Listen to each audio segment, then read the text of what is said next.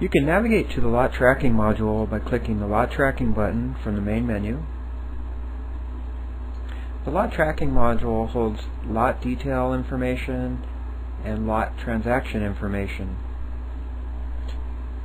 for both raw materials and finished goods for products.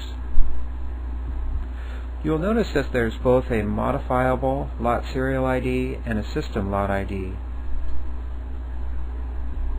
The modifiable lot serial ID allows for multiple lots to be created with the same lot serial ID.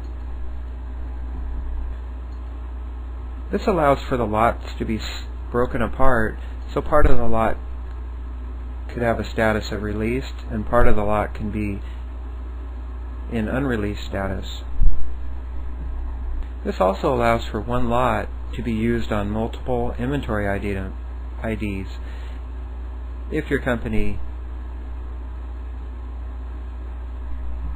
needs to use the same lot on separate inventory items. And the modifiable lot serial ID also allows you to purchase lots from suppliers and use the supplier's lot ID and still have a system lot ID that's generated in the lot tracking module.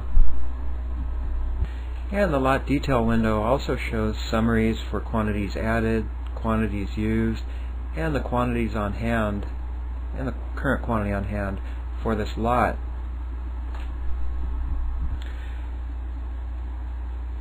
And you can also show all the lots for this, all the lot transactions for this specific lot by clicking on the Show Transactions window.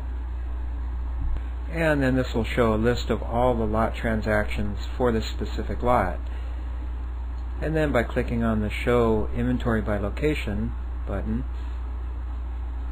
it will show the current inventory levels at each location for this specific lot.